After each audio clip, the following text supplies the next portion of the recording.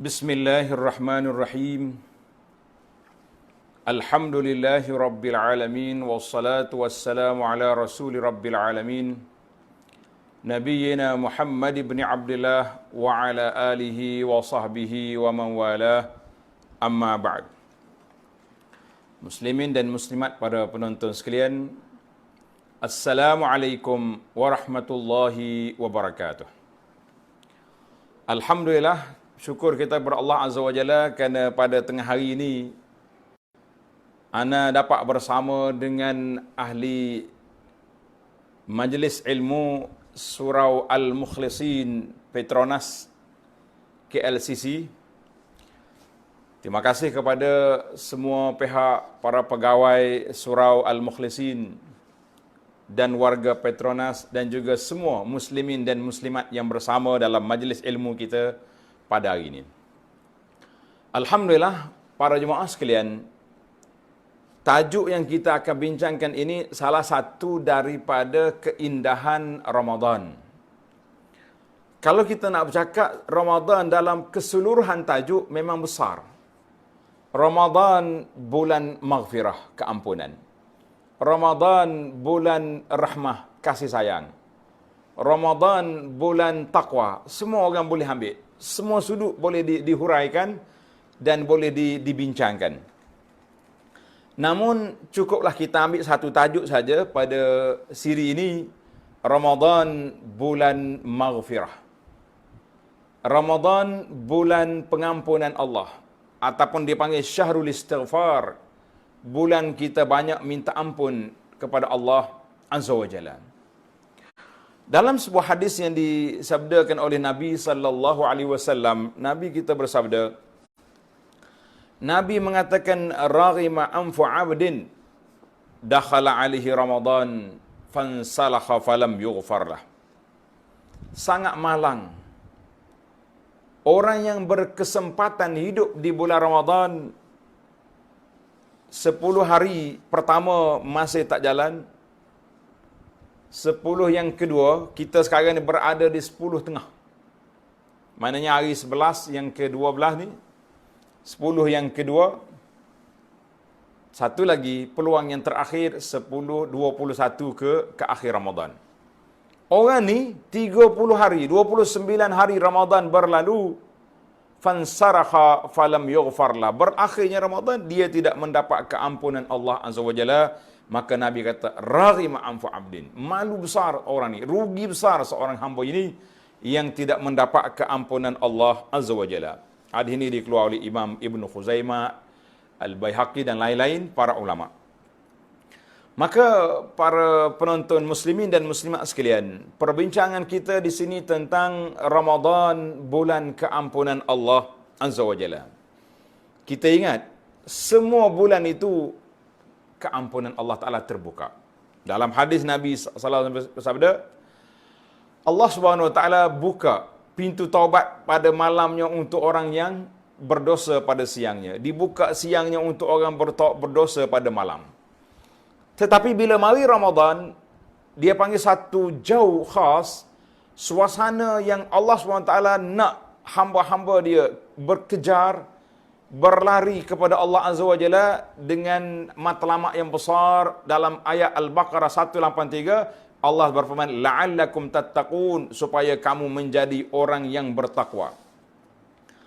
Bila nak jadi orang yang bertakwa, maka dibukanya ruang-ruang yang cukup luas. Di antara ruang yang dibuka, para jemaah sekalian, iaitulah hadis suffidati syayatin, syaitan diikat.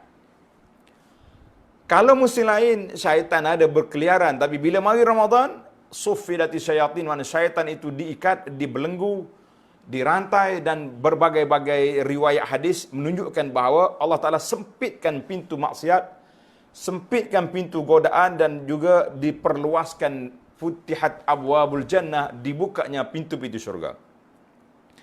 Maka Ramadan adalah bulan keampunan, bulan penghapusan dosa, bulan siapa yang berpuasa ada kelebihan, siapa yang berdiri pada malamnya, berpuasa siangnya, berdiri malamnya, khususnya pada malam Lailatul Qadar, Allah Ta'ala akan beri keampunan segala dosa-dosanya.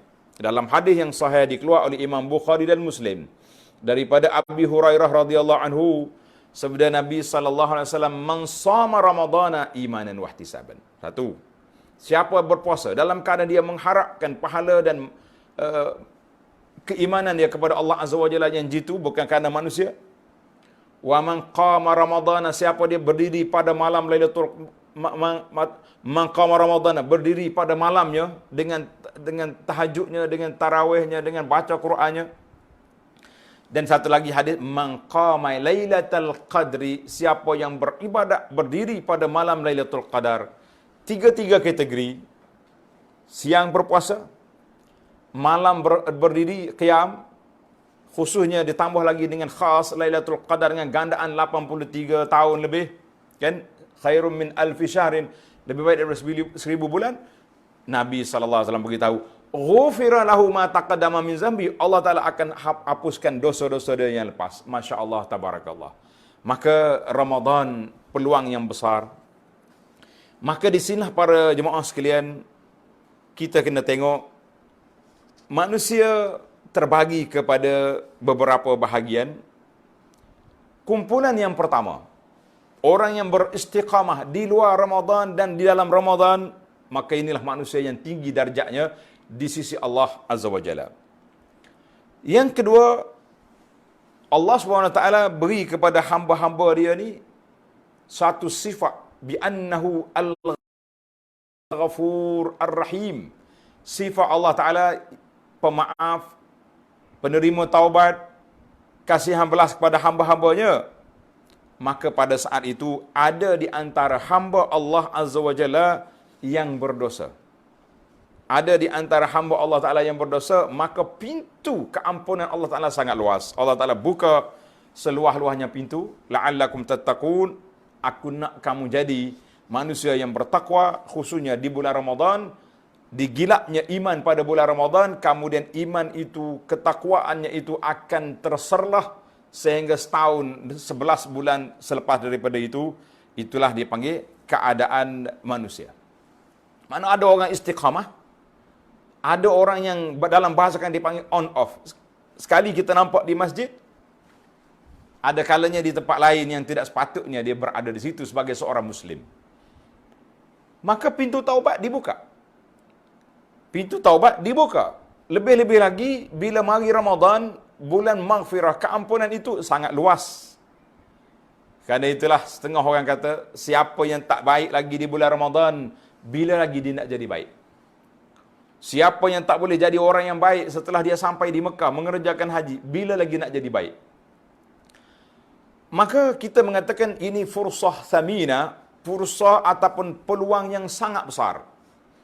Peluang yang sangat luas untuk kita mencari keampunan Allah Azza wa Jalla. Tuan-tuan kena ingat, sebagaimana kata Sayyidina Abdullah bin Abbas, al-makan la tuqaddisu ahada. Tempat tidak menyucikan seseorang. Contohnya orang ni sampai ke Mekah. Oleh kerana sekarang ni saya berada di tanah suci, secara otomatik saya jadi suci. Kita kata la. Tempat untuk menyucikan diri. Naam, betul. Ramadan bulan keampunan. Adakah bila masuk je Ramadan terus diampunkan? Kita kata la. Habis cuma Ramadan itu menjadi bekas yang sangat luas, selesa untuk orang yang nak berubah menjadi manusia yang baik, manusia yang mendapat keampunan Allah Azza wa Jalla. Artinya peluang itu sangat besar. Dan Allah Ta'ala anugerahkan kepada kita jalan-jalan ke arah itu cukup luas. Maka para jemaah sekalian, Allah Ta'ala perintahkan kepada kita, khususnya kepada Nabi SAW dan umumnya kepada umat, supaya beristighfar dalam banyak ayat-ayat Al-Quran Al-Karim, banyak sekali. Di antaranya firman Allah Ta'ala, fa'lam annahu la ilaha illallah wastaghfir li dzambik. Ketahuilah bahawasanya tidak ada Tuhan yang berhak disembah kecuali Allah, dan mintalah ampun segala kesalahanmu.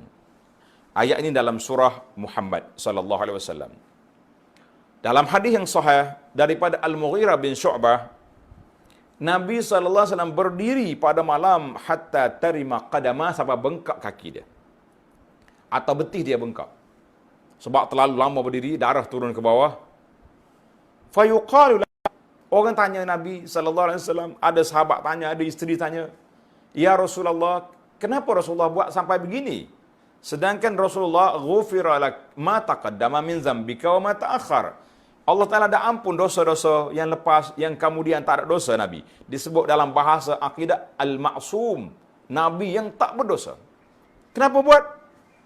Qala sallallahu alaihi wasallam, afala akunu abdan syakura. Nabi kata sallallahu, tak patutkah? Tidak selayakkah aku menjadi seorang hamba yang bersyukur kepada Allah Azza wa Jalla? Tentulah kita kata sangat layak, kan? Maka itu apa yang telah disebut oleh Nabi sallallahu alaihi wasallam tentang keadaan dia. Hadis dalam Bukhari dan Muslim meriwayatkan Nabi kita sampai bengkak kaki beribadat, berdiri pada waktu malam untuk mendekatkan diri kepada Allah Azza wa Jalla. Demikian juga ketika Nabi kita sallallahu alaihi wasallam berpuasa, puasa sunatnya, yang puasa wajib itu sama-sama puasa, kan? Yang puasa sunatnya, kata di para sahabat, ada kalanya kita tengok Nabi berpuasa seolah-olah dia ni tak buka dah puasa.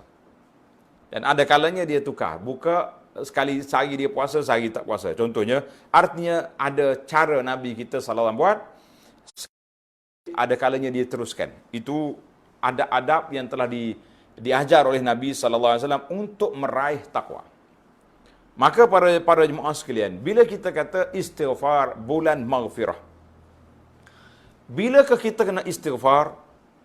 Maka di sini para jemaah, halatul istighfar, keadaan istighfar, minta ampun itu ada beberapa keadaan. Keadaan yang pertama, ketika kita sedang beribadat ataupun setelah selesai ibadat, maka kita kena istighfar. Contohnya, Nabi SAW apabila selesai daripada salat fardu, zuhur, asar ke maghrib, isya, bila selesai salat, Assalamualaikum warahmatullah, Nabi kita mula dengan istighfar 3 kali. Astaghfirullah, astaghfirullah, astaghfirullah. Kenapa? Kata di para ulama hadis mengatakan, Nabi kita beristighfar 3 kali sebab dia bimbang, takut ada taksir, ada kekurangan, ada kecuaian, ada kelemahan di dalam menunaikan ibadat yang besar itu. Maka Nabi kita beristighfar. Masya Allah, tabarakallah. Ini yang kita nak. Jadi kita lepas kita salat, kita istighfar. Bila kita sudah berpuasa, buka puasa, kita terus beristighfar, kan? Kita kata, zahabaz zama'u wabtallatil uruq wa thabatal ajru insyaallah. Kemudian kita doa dengan doa yang diajar oleh para sahabat, kita beristighfar, minta supaya Allah Ta'ala ampunkan dosa-dosa kita, supaya kita duduk dalam keadaan yang baik, insya-Allah. Itu dia panggil, bila turun ayat Quran, surah An-Nasri, fasabbih bihamdi rabbika wastaghfir, innahu kana tawwaba. Fasabbih bihamdi rabbika, hendaklah kamu tasbih, memuji Tuhanmu, wastaghfirhu, dan minta ampun. Maka tersebut dalam salat, annahu ma shalla salatan, bila Nabi kita salat, selepas turun ayat Quran ini, Nabi kita baca subhanakallahumma rabbana wa bihamdika Allahumma ghfirli. Ingat, kita boleh baca dalam rokok, boleh baca selepas kita baca subhana rabbiyal azim, subhana rabbiyal ala, kita baca doa ni, subhanakallahumma rabbana wa bihamdika Allahumma ghfirli. Coba kata, subhanakallahumma rabbana wa bihamdika Allahumma ghfirli. Kita baca. Alhamdulillah, hari ini sahih dalam Bukhari dan Muslim. Sahabat-sahabat bila dia tengok ayat ni dan tengok Nabi kita beristighfar, ada yang dapat mengesan bahawa itu tanda ajal Nabi SAW sedang menghampiri, sedang dekat. Maka bila kita berpuasa, kita solat, semuanya habisnya kita istighfar. Kita istighfar, minta ampun dengan Allah Azza wa Jalla. Ada di antara doa yang dibaca, contohnya dibaca oleh para sahabat selepas berbuka puasa. Ingat ni, lepas kita buka puasa, kita kata, Allahumma inni as'aluka birahmatika allati wasi'at kulla syai' an taghfirali. Allahumma, Ya Allah, aku minta denganmu, dengan rahmatmu yang sangat luas meliputi segala sesuatu, antaghfirli, ampunkan dosaku. Bila? Lepas kita buka puasa. Jadi ini di antara doa-doa yang diajar, yang maksur daripada Nabi dan juga daripada kalangan yang dibaca oleh para sahabat radhiyallahu anhum. Dan dalam semua kehidupan kita, di akhir urusan kita, habis majlis, kita diminta supaya beristighfar. Masya Allah, tabarakallah. Baiklah para jemaah sekalian, itu yang pertama, kita beristighfar apabila kita sedang melakukan ibadat ataupun setelah selesai ibadat. Kita sekarang sedang berpuasa, banyaklah istighfar. Baca Quran, istighfar, astaghfirullah, astaghfirullah, astaghfirullah. Selepas salat kita istighfar. Maknanya selepas semua ibadat-ibadat kita beristighfar. Yang kedua, kita beristighfar setelah terjebak dengan dosa dan maksiat. Orang-orang yang terjebak dengan dosa dan maksiat. Tanda tuan-tuan, dalam surah Ali Imran ayat 135, Allah Ta'ala berfirman, وَالَّذِينَ إِذَا فَعَلُوا فَاحِشَةً أَوْ ظَلَمُوا أَنفُسَهُمْ ذَكَرُوا اللَّهَ فَاسْتَغْفَرُوا لِذُنُوبِهِمْ وَمَنْ يَغْفِرُ الذُّنُوبَ إِلَّا اللَّهُ وَلَمْ يُصِرُّوا عَلَى مَا فَعَلُوا وَهُمْ يَعْلَمُونَ. Orang itu apabila mereka tersalah melakukan fahisyah atau buat dosa, kemudian mereka ingat pada Allah Ta'ala, mana dia, aku ni bersalah, fastaghfaru li zunubihim, maka mereka akan minta ampunkan dosa-dosa. Maknanya, waktu kita ni sekarang Ramadan tahun ni berbeza dengan tahun sebelumnya, kerana kita ada satu mazhab baru, nama dia PKP. Saya gurau ni, ini peraturan sebenarnya, bukan mazhab. Macam kita gurau mazhab Wasafi itulah kan. Jadi dalam peraturan PKP, kita ni ada peluang banyak. Dulu kita sibuk sana sini, sekarang ni banyak pergerakan kita terhad. Pergerakan terhad, walaupun ada tambahan PKPB yang terakhir ni, tapi masih lagi terhad. Artinya, peluang untuk kita beristighfar, peluang untuk kita taubat, untuk kita muhasabah diri, cukup besar. Dalam hadis, Nabi kita sallallahu alaihi wasallam kata, "Ma min 'abdin yuznibu dzamban."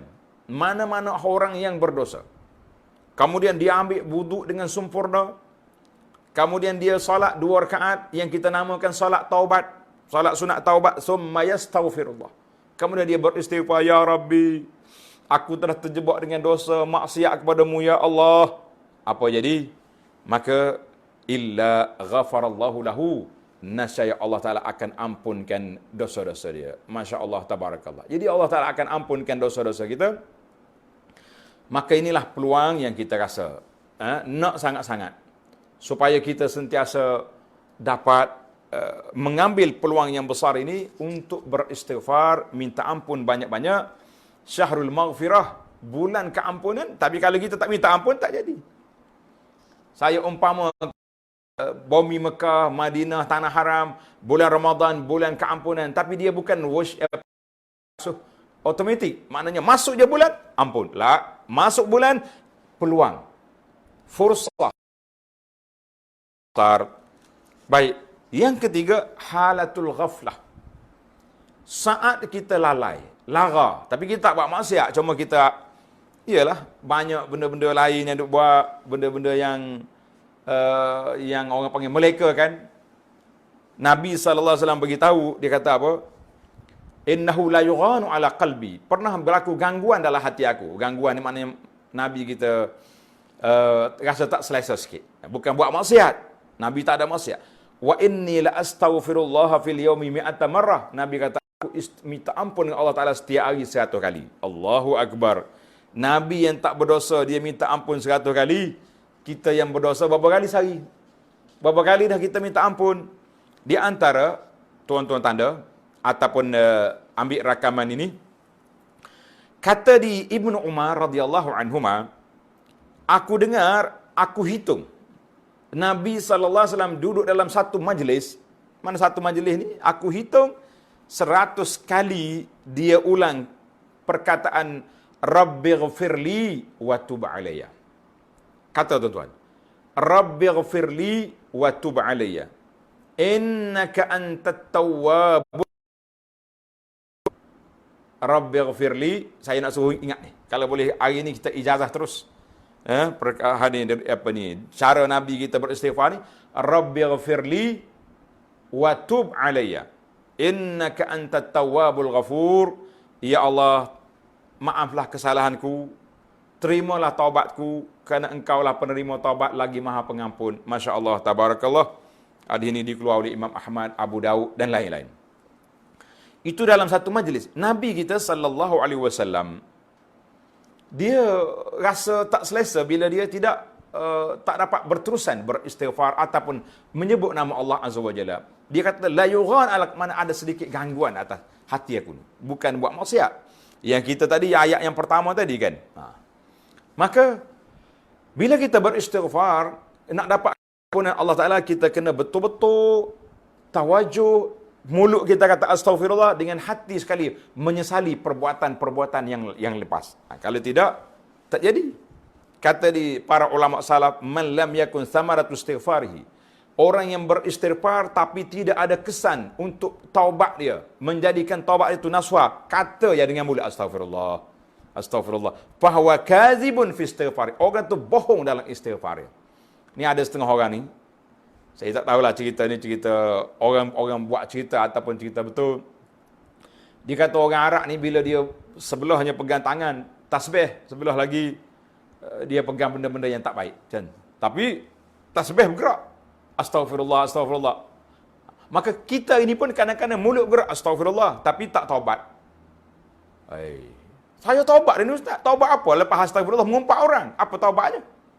Maknanya kita istighfar tapi kesan istighfar itu tidak membekas dalam jiwa, bermakna istighfar kita tidak benar. Kata di setengah ulama, astaghfirullah min astaghfirullah. Istighfar kita ni ada kalanya perlu pada istighfar lain. Sebab istighfar kita tidak mantap. Jadi kita kena minta ampun dengan Allah Azza wa Jalla. Maka Nabi kita sallallahu alaihi wasallam dia tak sebut nama Allah Azza wa Jalla, kerana itu selepas keluar dari tandas, di antara doanya Nabi kita baca ghufranak. Nabi baca apa? Ghufranak. Apa dia ghufranak? Ghufranak itu maknanya keampunanmu ya Allah. Keampunanmu ya Allah. Sebab apa? Sebab kata di para ulama hadis, kerana dia inqita, dalam tanda orang tak zikir, orang tak sebut nama Allah, maka Nabi kita dalam 5 minit, 10 minit di tandas dia tak sebut nama Allah, bila dia keluar terus dia astaghfirullah. Dia rasa dia jauh dengan Allah Azza wa Jalla. Muslimin dan muslimat, para jemaah sekalian, kita Nabi terasa sedemikian. Bagaimana dengan kita nak rasa? Mari bulan Ramadan ini mengajar kepada kita erti kepatuhan kepada perintah Allah Azza wa Jalla. Kita tak makan, tak minum. Tapi kita kena ingat, Ramadan ni bukan setakat yang masuk je, yang keluar pun kena tengok juga. Masuk tak adalah, makan minum tak masuk. Tapi keluar perkataan bohong, perkataan dusta, masih lagi mengutuk orang, kita kata itu di antara perkara yang cukup menakutkan kita para jemaah. Kalau kita nak tengok kepada anwa'ul istighfar, di antara istighfar yang baik, iaitulah istighfar yang kita mula dengan puji Allah. Kita puja Allah, kita mengaku kesalahan kita, kemudian baru kita minta keampunan. Contoh saya buat. Tuan-tuan selalu dengar, dia panggil Sayyidul Istighfar. Kenapa bacaan ini, nama dia penghulu istighfar 5 azan. Tuan-tuan tanda. Daripada hadis Shaddad bin Aus, hadis ini dalam Bukhari, Nabi SAW bersabda, Sayyidul Istighfar, penghulu istighfar, kamu kata, Allahumma anta rabbi. Hitung. Bila saya itu kira tangan, saya nak tuan-tuan hitung sekali. Allahumma anta rabbi. La ilaha illa anta. Khalaqtani wa ana abdu. Wa ana ala ahdika wa wa'dika mastata'tu. A'udzu bika min syarri ma sana'tu. Abu'u laka bi ni'matika alayya wa abu'u bi dzambi. Berapa? Ada 7. Yang pertama kita puji Allah Ta'ala. Anta Rabbi. La ilaha illa anta. Kemudian kita ni berdosa. A'udzubika. Abu'u laka bi ni'matika alayya. Mengaku Allah Ta'ala bagi nikmat pada banyak. Dan kita mengaku kita buat dosa. Yang ke-8, barulah kita minta faghfirli. Ampunlah dosaku. Itu dia panggil yang terbaik, kita nak minta ampun, nak istighfar. kita mula dengan memuji Allah Ta'ala banyak, kemudian baru mari. Di antara istighfar yang baik, iaitulah dia panggil, yang kita buat zikir munajat, orang panggil itu kan. Bila kita kata astaghfirullah alladzi la ilaha illahu al-hayyal qayyum. Boleh baca dua tuan-tuan. Ni ada setengah ustaz ni dia larang dia tu. Siapa dia baca al-hayyab, tak apa. Saya baca al-hayyul qayyum, itu salah. Itu ayat kursi. Kita kata la ya Syekh, dua-dua boleh baca. Astaghfirullahalladzi la ilaha illahu al-hayyul qayyum wa atubu ilaih. Ataupun al-hayyal qayyum wa atubu ilaih. Saya tak huraikan kenapa baca dua. Yang penting dua-dua tu boleh baca. Ghufira lahu, diampunkan dosanya. Wa in kana qad farra min az-zahfi, kalau orang ni pergi perang dia lari, pun diberi keampunan oleh Allah Azza wa Jalla. Jadi baik. Tadi saya dah sebut dah beberapa lafaz yang Nabi kita sebut dalam satu majlis satu kali. Ingat, Rabbighfirli wa tub alayya innaka antat tawwabul ghafur. Masya-Allah, tabarakallah. Jadi di antara fawaidul istighfar, faedah istighfar ni apa benda? Tanya tuan-tuan.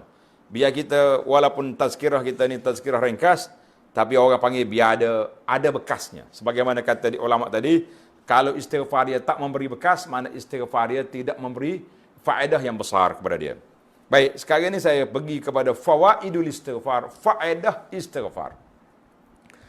Bila kita istighfar, astaghfirullah, astaghfirullah, astaghfirullah allazi la ilaha illa huwal hayyul qayyum wa atubu ilaih, kan, rabbighfirli wa tub alayya. Apa faedah dia? Tanda. Yang pertama, faedah dia yang pertama menjadi sebab kepada keampunan dosa-dosa dia. Nak ampun dosa, kita istighfar. Saya sebut nombor ayatnya. Nak baca tak sempat, kan? Kita ada beberapa minit je lagi. Ayat surah Nuh ayat 10. Tuan-tuan cari. Istighfar menjadi sebab turunnya hujan rahmat. Bila kemarau panjang, istighfar. Dalam surah Nuh ayat 11. Istighfar menjadi pintu-pintu rezeki. Sama ada harta ataupun anak. Orang pergi tanya Hasan Basri, dia sesak, miskin. Hasan Basri kata, istighfar, banyak istighfar.